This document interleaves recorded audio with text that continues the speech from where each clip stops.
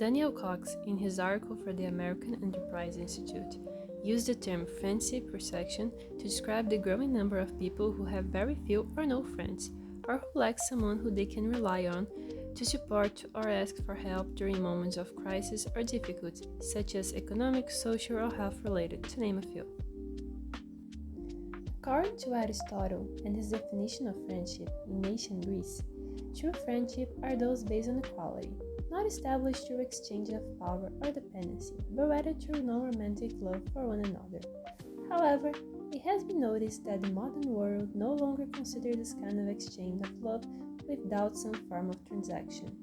This occurs because of the late capitalism stage we are in, which favors a logic of exchange in any interpersonal relationship. For example, a friendship may be formed to eliminate feelings of loneliness or even to obtain job opportunities, always following this logic of exchange. Thus, contemporary societies experience what psychologists call an epidemic of loneliness. More and more people are isolating themselves in their cell phones or computer in a world chosen and tailored for them, where content is produced to capture user attention through topics they enjoy and they do not make them uncomfortable or anxious, such as 30 seconds lighthearted video platforms like TikTok and Instagram, creating a parallel reality that distance themselves from the global context. This virtual world helps individuals alienate themselves from the reality of late capitalism, which is marked by constant wars, financial crises, and political conflicts.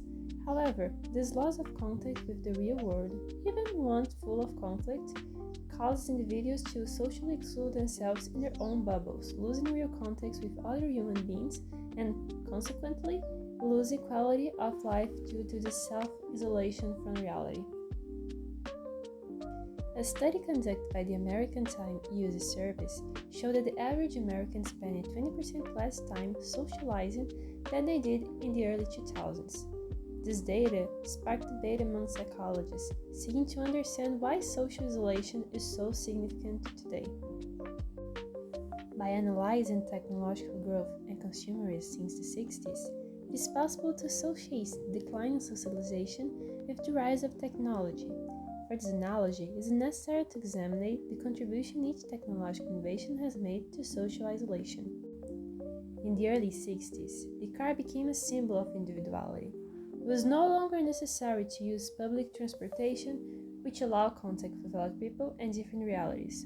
Owning a car provided freedom of movement without the need to socialize with others. Television allowed people free time to be spent alone. It was no longer necessary to go to bars or engage in conversations for entertainment. With television at home, leisure time could be spent alone, with little communication among those who are watching together. While cars privatize daily socialization and television isolate individuals during their free time, the popularization of phones was a crucial step in the privatization of attention. Cell phones allow users to be alone even while in social settings, such as parties, bars, or cafes. In this way, individuals can choose to isolate themselves at any moment simply by using their phones. Thus, by observing this timeline that connects technological advancement to social isolation, it is possible to argue that even in social situations, human beings are now having tools that allow them to withdraw from social dynamics, leading to the isolation of everyday relationships. From a neurobiological perspective on the relationship between humans and technology, neuroscientists and psychologists point out that the use of social media and the pleasure associated with constant interaction with digital devices promote a significant increase in dopamine levels in the brain. As a result, when individuals disconnect from these technologies, the predominant feeling is not loneliness but exhaustion, which compromises their willingness to engage in social and leisure activity. As a consequence of this link between technology and decreased socialization, health organizations such as the American Psychiatry Association and the National Institute of Health report that conditions like anxiety and depression are increased, especially among people aged 16 to 25. Individuals who were born immersed in technology advances that encourage social isolation largely through dopamine released from social media result in higher rates of depression and anxiety, which which are directly related to exhaustion and reduced motivation for social interaction. Late-stage capitalism, combined with the rise of algorithms and optimized social networks, produce alienation in individuals who, because of algorithms, are exposed mainly to content they enjoy rather than global crises and conflicts. Added to this is the constant pressure from social media promoting toxic positivity, in which life is masked with filters and portrayed as perfect and happy all the time. This leads people to view their lives not through their relationship and small community impacts, but through the need to be constantly happy, disciplined, and perfect, and to make some grand difference through their actions.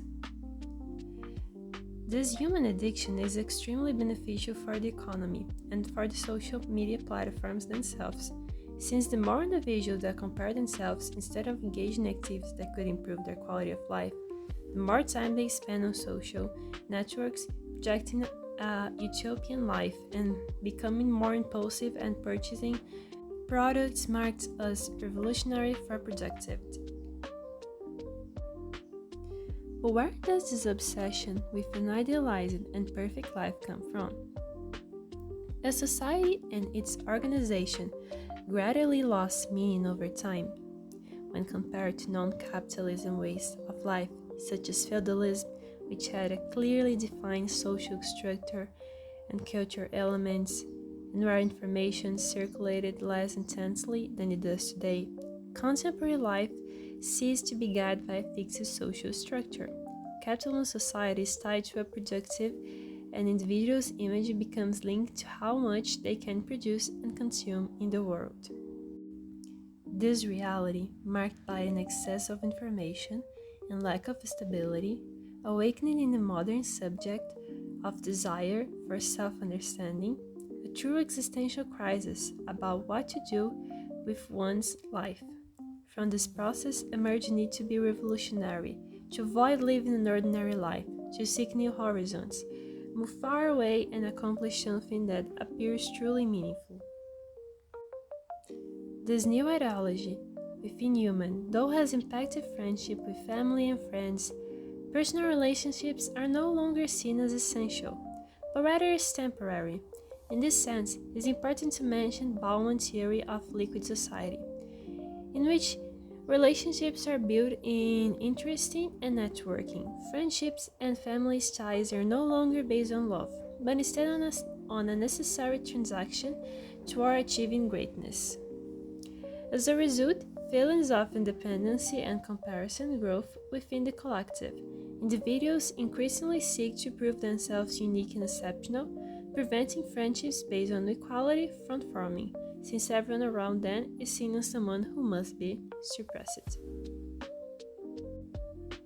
In the TED Talk presentation, psychiatrist Robert Wallinger discussed a study on longevity and happiness. The Harvard study of adult development followed 724 men over 75 years, using open-ended quality questions about home life, friendship, and work to examine how people perceive their own life. The study began in 1938 and followed two groups of individuals, Harvard graduates and boys from the disadvantaged neighborhood in Boston. Over the course of the study, participants experienced very different life paths. Some became lawyers, others factory workers, and many developed substance dependence due to World War II. Some became wealthy, while others remained poor. Every 2 years, participants received questionnaires addressing their quality of life. The results collected at the end of the study show that the strong personal relationships make people happy and healthier. Waldinger highlights three main conclusions in his presentation. First, social connections are beneficial for human beings, while isolation makes people ill.